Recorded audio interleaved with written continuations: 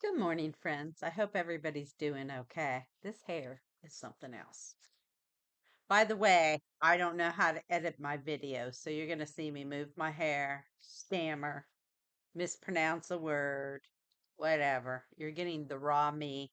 Oh, well, I'm definitely not AI. So let's continue. Today's topic is being alone at the holidays and different ways to cope. Now, the first time I was alone for a holiday, it was Thanksgiving. I had one kid on the East Coast, one kid on the West Coast, and they couldn't make it home. One was in school, and one just didn't want to try to fly because where I lived at the time, snow was almost inevitable, and they were afraid they couldn't get back in time. So there I was doing a big pity party for myself because my kids weren't coming home for the holiday. Now, I could have went to my niece's, but again, I was having a pity party for myself and decided that would be too hard. And she lived a substantial distance from me, and I also had to work the next day. So, with the weather and everything, that was another reason, not just the pity party. If it had been nice weather, I probably would have went, but it wasn't going to be. So I tried to decide, like, what am I going to do? Because I knew this ahead of time, and I decided I was going to do Thanksgiving. It's one of my favorite holiday meals is Thanksgiving. Now, I didn't go full bore out when I would have all the family over or whatever, but I did a pretty good Thanksgiving. I did turkey and stuffing, my favorite, homemade cranberry sauce, pumpkin pie, homemade noodles, because I don't know if you guys do that or if it's just an Appalachian thing, because everybody makes fun of us for having noodles with gravy at Thanksgiving. But there is nothing better than piling those noodles on that mashed potato and gravy with a little side of that cranberry sauce. It's to die for. But anyway, so I did those things, and I think I made pea casserole because that's one of my favorites also. But I didn't get a huge turkey. I got a smaller turkey. And I did have some leftovers because that's also one of my favorite things about Thanksgiving are the leftovers. And I did share some of my stuff later. I took stuff to work. But I went ahead and did it. I cooked like everything that I wanted, all my favorite things I made for myself because why not be good to yourself? Why deprive yourself? I decided not to. I thought the food would be a comfort, and it was. Then the next day, when I did get up for Thanksgiving, started my preparations and yada yada, even though I had done the pie and the cranberry sauce and everything the day before. Um, I decided, you know what? I don't have to get dressed. I'm not going to work. I'm not having company. I'm going to stay in my PJs all day. And that's what I did. And it was a guilty pleasure, believe me. That's enough. He's ready to go to bed because I'm filming this at night. But it was a guilty pleasure. And I stayed in my PJs all day and I went around giggling as I was doing things, knowing I was still in my PJs. When people would call to chit chat and wish me a happy holiday, I would get the biggest kick out of, hey, I'm still in my PJs. So that's what I did. I kept my tradition of my meal. And that's one of the things you need to do is keep some of your tradition. Those that are really important to you and meaningful to you. Keep them up, no matter how small. Like at Christmas, I get a real tree. Usually. It's harder to find one where I live now because I'm far from shopping centers. So I can't always find one. But I still put up some kind of a tree, whether it's a real one or not. And or you can start new traditions, which is I did. It was a PJ day. And you know what I did? I played cards online. I love to play cards. And that's something we always did in the holidays. We would have a 500. I don't know if anybody knows what 500 bid is, but we would have a 500 bid tournament because my whole family would gather for the whole week of Thanksgiving. And then they would stay that Monday into the next week because it was hunting season. So it was quite the holiday. But that's just what my family did. And they were able to take vacations and stuff. People used to have more vacation than they do now for whatever reason. But that's what I do. I will keep my traditions alive, the ones that mean something to me. Be it the food, which is, of course, number one in our family. We were always concerned about food.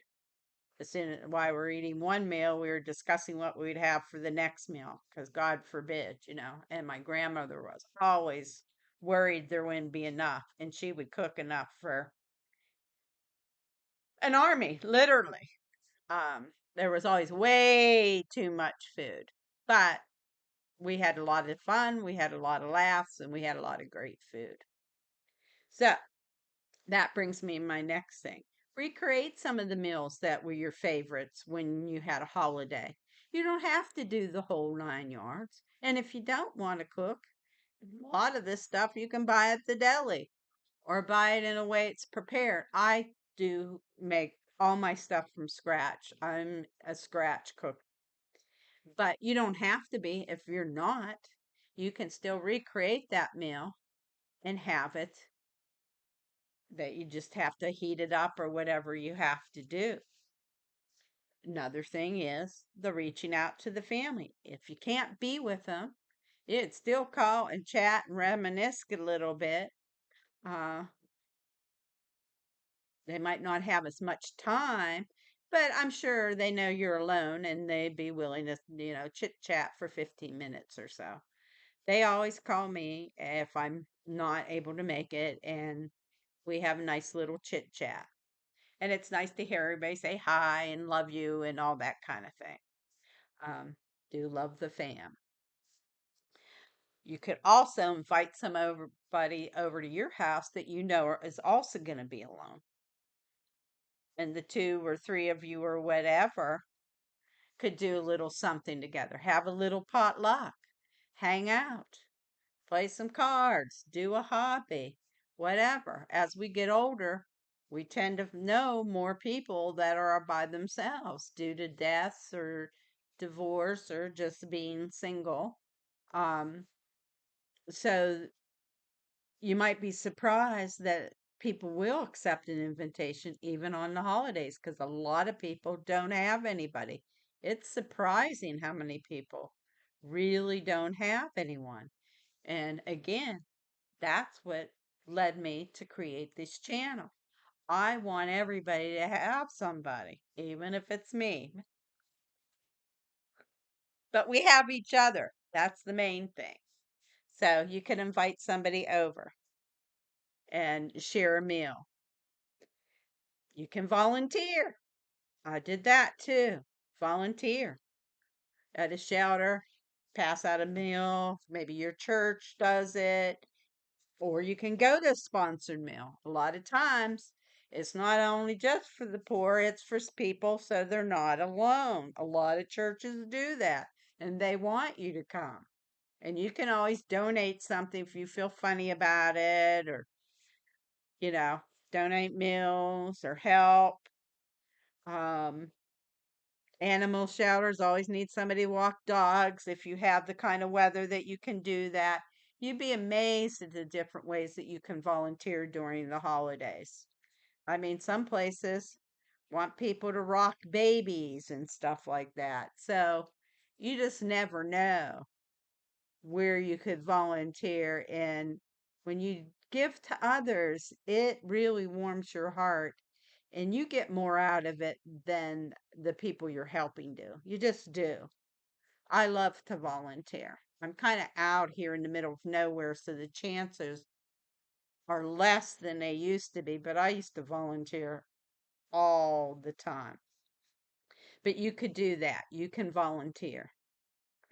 Um, you can let somebody at your church, if you're in a church or a club or whatever, know that you're going to be alone.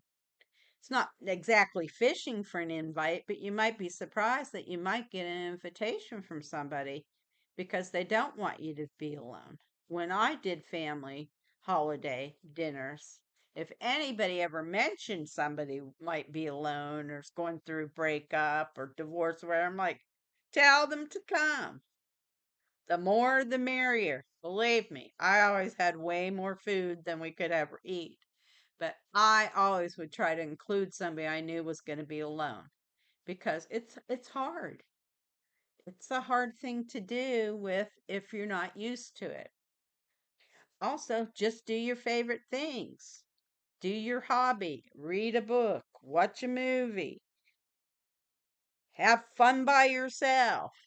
I have so many hobbies and interests and everything that I'm never bored.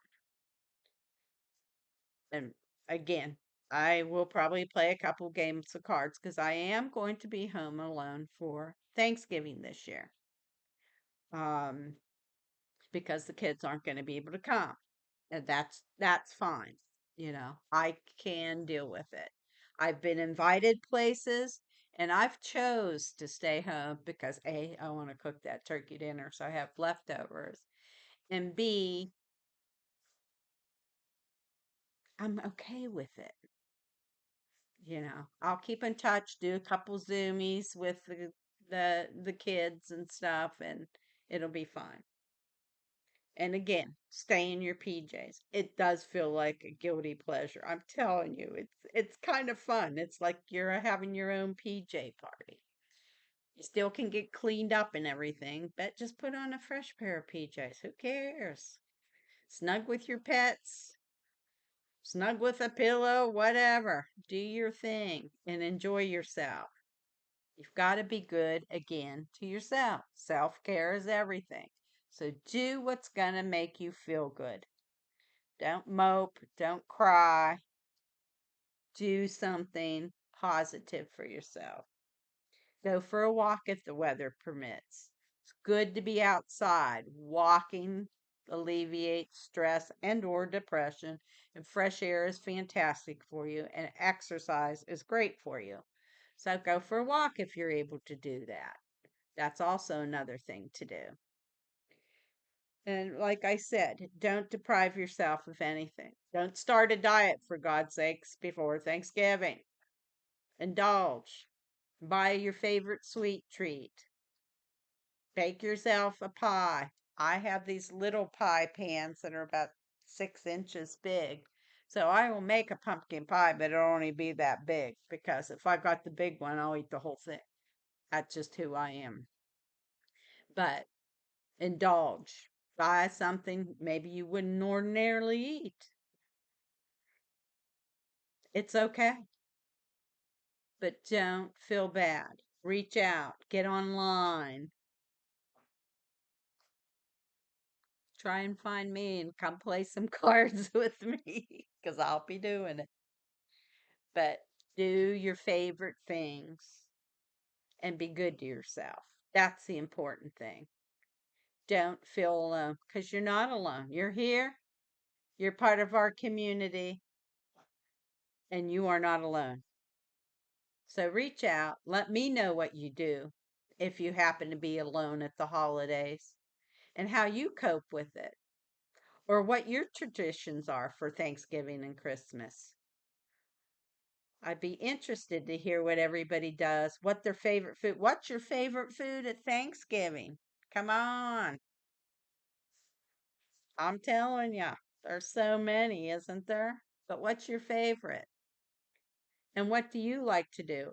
Or reminisce with us about something you did as a kid. I just love to hear your comments. So please like, share, comment, and subscribe. And make sure you hit that little notification bell so you don't miss my next upcoming videos. So Happy holidays. Happy Thanksgiving. Sorry, my ear was itchy. And be kind to yourself and be kind to others because it only takes a moment and it doesn't cost a thing. So until our next get together, I hope you have a great day. Bye, friends.